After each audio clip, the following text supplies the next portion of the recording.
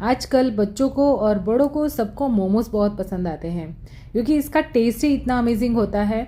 तो रेस्टोरेंट वगैरह में तो जाके हम खाते ही रहते हैं, लेकिन चलिए आज घर पे ही बनाते हैं मोमोज, क्योंकि इसे बनाना बहुत ही आसान है, फटाफट से बन जाते हैं और टेस्ट में बहुत ही बढ़िया लगते हैं। तो चलिए फटाफट से रेसिपी स्टार्ट करते हैं। तो यहाँ पर मोमोज बनाने के लिए सबसे पहले हमें चाहिए बहुत सारी सब्जियाँ, क्योंकि सर्दियाँ चल रही है तो ये सारी सब्जियाँ जो मैंने यहाँ पे यूज़ की है वो इजीली आपको मार्केट में मिल जाएंगी। तो यहाँ पर मैंने एक मीडियम साइज़ की पत्ता गोभी ली है। ये जो मोमोज़ हैं उसमें पत्ता गोभी ज़्यादा पड़ती है, अगर आप चाहो तो और सब्जियाँ भी डाल सकते हो, लेकिन यहाँ पर मैंने पत्ता गोभी का यूज़ ज़्यादा किया है। चलिए पत्ता गोभी को इस तरह हमें मोटा मोटा चॉप कर लेना है और इसे मैंने डाल दिया है एक चॉपर में।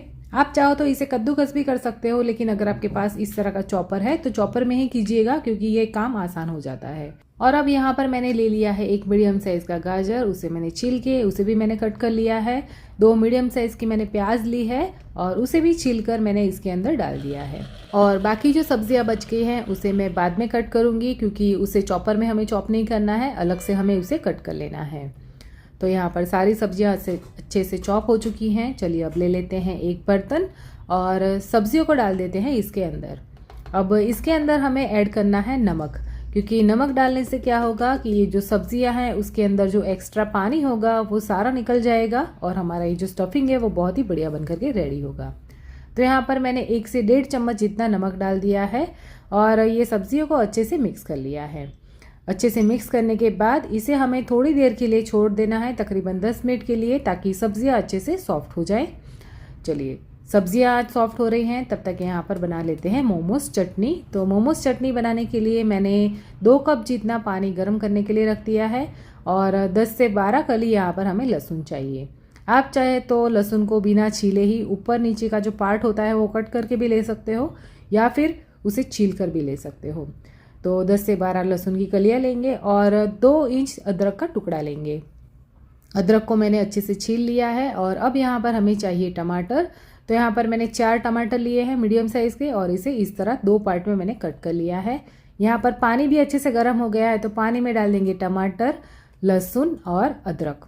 और यहाँ पर मैंने 10 से 12 कश्मीरी लाल मिर्च ली है, जो तीखी नहीं होती है, सिर्फ इससे कलर आएगा। और टेस्ट के अकॉर्डिंग डाल देंगे नमक और इसे उबलने के लिए छोड़ देंगे। चटनी मतलब कि ये जो टमाटर वगैरह उबल रहे हैं तब तक हम मोमोज़ के लिए आटा लगा लेते हैं। तो मोमोज़ का आटा लगाना बहुत ही आसान है। इसके अंदर हमें कुछ भी ऐड नहीं करना है, सिर्फ 1 कप मैदा लेना है और पानी। यहाँ पर हमें नमक या फिर तेल मतलब कि मून हमें नहीं डालना है, सिर्फ पानी से हमें आटा लगा लेना है। तो यहाँ पर थोड़ा थोड़ा पानी करके हम आटा लगा लेंगे और पराठे का आटा जिस तरह का होता है उतना सॉफ्ट आटा हमें लगाना है। तो यहाँ पर आप देख सकते हो कि आटा हमारा लग चुका है। इसे अब रेस्ट करने के लिए रख देंगे 10 से 15 मिनट के लिए। चलिए यहाँ पर हमारे टमाटर भी अच्छे से सॉफ्ट हो गए हैं, तो गैस की फ्लेम को एकदम लो कर देंगे। और यहाँ पर एक कटोरी में मैंने 2 चम्मच कॉर्नफ्लावर लिया है और 2 से 3 चम्मच मैंने पानी डाल के एक स्लरी बना ली है। और अब इसे ऐड कर देंगे टमाटर के अंदर। गैस की फ्लेम को हमें एकदम लो रखना है और लो फ्लेम पे हमें इसे 2 से 3 मिनट पकाना है। 2 से 3 मिनट में ही इसके अंदर जो पानी है वो गाढ़ा होने लगेगा। आपको समझ में आ जाएगा कि ये गाढ़ा हो रहा है। तो ये देखिए इस तरह का पानी गाढ़ा हो जाए, फिर गैस की फ्लेम को ऑफ कर लेना है और इसे हमें ठंडा होने देना है।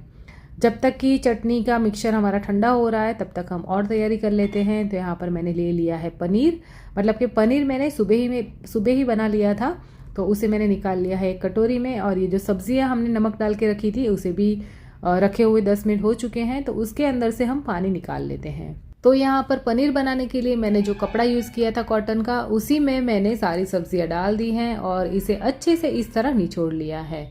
तो आप देख सकते हो कि सब्जी में से सारा पानी निकल गया है। ये पानी जो बच गया है उससे आप सूप बना सकते हो या फिर कोई ग्रेवी वाली सब्जी में इसका यूज़ कर सकते हो। अभी तो मैंने पानी को साइड में रख दिया है और यहाँ पर सब्जियाँ भी अच्छे से ड्राई हो गई हैं, मतलब कि सारा पानी निकल गया है।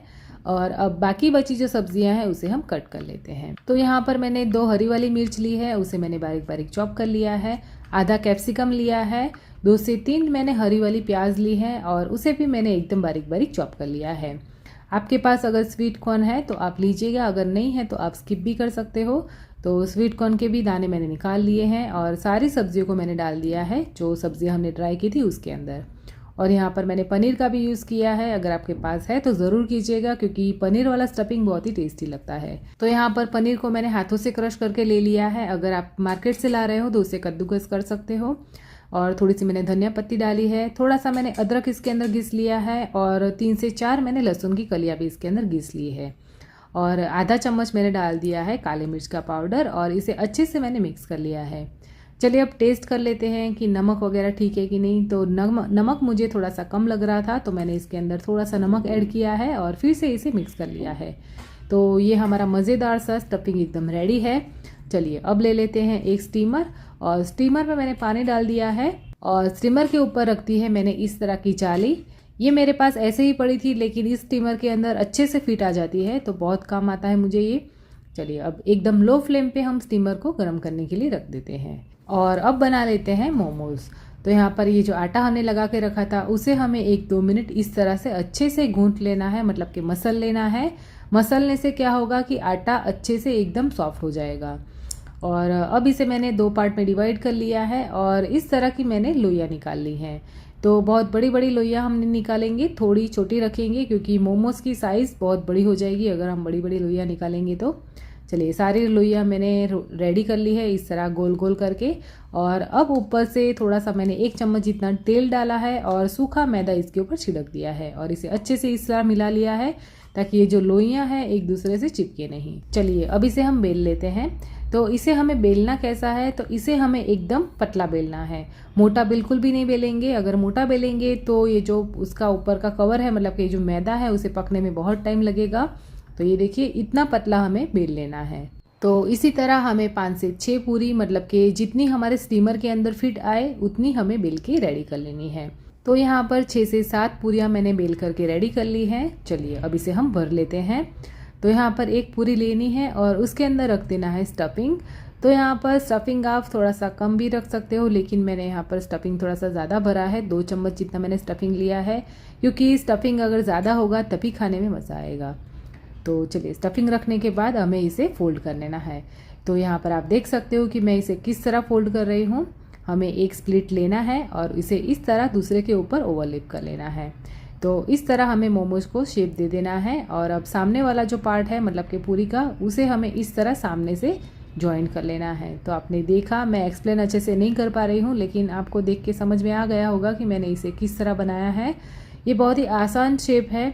अगर आपको इस तरह का शेप नहीं आ रहा है तो आपको जो भी शेप आता है, मोदक का शेप आता है या फिर कचौरी हम भरते हैं, उसी तरह भी आप भर सकते हो। मैं भी इसमें इतनी परफेक्ट नहीं हूँ, लेकिन मैंने ट्राई किया है कि मैं इसे अच्छे से बना लूँ। मोमोज का शेप जैसा भी हो, लेकिन इसका टेस्ट बहुत ही बढ़िया आएगा, ये मेरी गारंटी है। तो यहाँ पर 2 मोमोज मैंने रेडी कर लिए हैं। चलिए तीसरे मोमोज का शेप थोड़ा सा हम अलग करते हैं, थोड़ा सा डिफरेंट करते हैं जो ईजी हो। तो यहाँ पर इस तरह ये देखिए सारे स्प्लिट्स मैंने इकट्ठा कर लिए हैं और इस तरह मैंने इसे कचौड़ी का शेप दे दिया है। तो इस तरह भी आप कर सकते हो।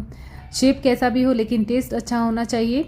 वैसे इसका लुक भी मैटर करता है, लेकिन अगर आपको नहीं आता है मेरी तरह इतना मोमोज को शेप देना, तो आप इस तरह से कर सकते हो। चलिए यहाँ पर तीसरा शेप मैंने ट्राई किया है, ये भी एकदम आसान था। हम जिस तरह गुजिया बनाते हैं उसी तरह हमें सामने से इसे बीच में स्टफिंग रखना है और सामने सामने जो पार्ट है दोनों को हमें जॉइन कर लेना है और इस तरह हमें फोल्ड कर लेना है। तो ये देखिए ये वाला शेप भी बहुत ही ईजी है, तो आप चाहे तो अपने हिसाब से शेप बना सकते हो।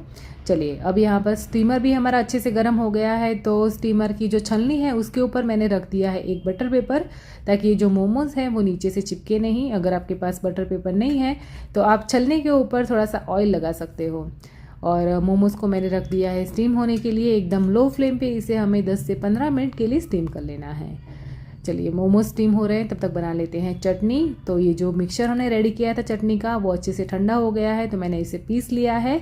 और अब इसके अंदर डाल देंगे 1 चम्मच भर के टमाटो केचप, आधा चम्मच विनेगर और 1 चम्मच भर के मैंने डाल दिया है पिज़्ज़ा सीजनिंग। इससे जो चटनी है उसका टेस्ट बहुत ही बढ़ जाता है। तो ये देखिए मोमोज चटनी भी रेडी है। यहाँ पर मोमोज भी हमारे अच्छे से स्टीम हो चुके हैं। तो ये देखिए बढ़िया से मोमोज रेडी हैं।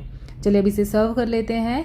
तो यहाँ पर मैंने एक प्लेट में सारे मोमोज निकाल लिए हैं और यहाँ पर मैंने रख दी है मोमोज चटनी और मेयोनीज। तो अगर आपको मोमोज की रेसिपी पसंद आई है तो प्लीज़ लाइक कीजिए। मिलते हैं जल्दी ही नेक्स्ट रेसिपी के साथ, तब तक के लिए बाय, जय श्री कृष्णा।